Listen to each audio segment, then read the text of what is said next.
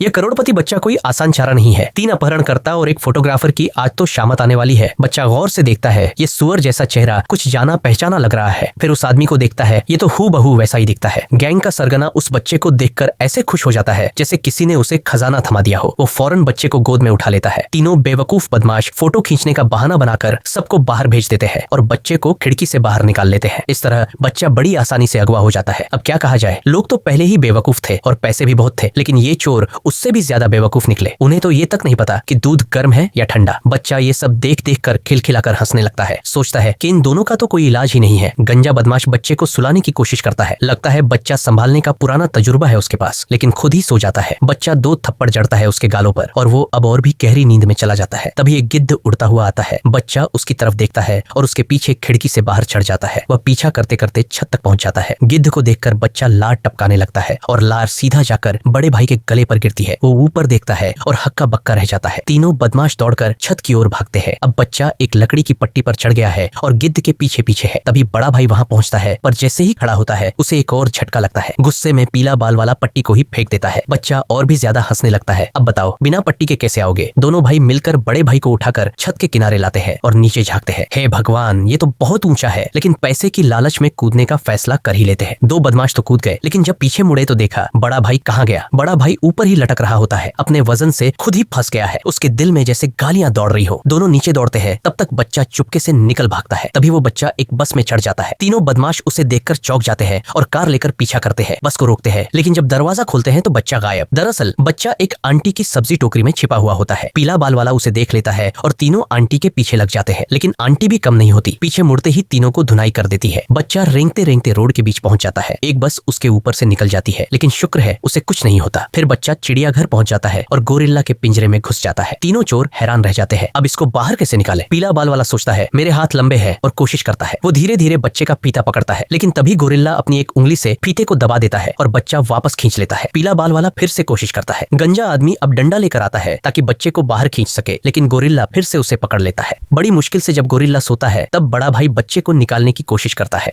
But to late. Gorilla उसे एक धक्का देता है और वो सीधे लोहे की जाली से जा टकराता है। बच्चा फिर से निकल भागता है और इस बार एक निर्माणाधीन साइट में चला जाता है, जहाँ एक डोनट उसकी नजरों में आ जाता है। बच्चा वहाँ चढ़ जाता है और जैसे ही डोनट खाने लगता है, स्टील की बीम ऊपर उठ जाती है और बच्चा हवा में लटक जाता है। तीनों बदमाश लिफ्ट से ऊपर जाते हैं। नीचे देखते हैं तो डर के मारे कांप जाते हैं।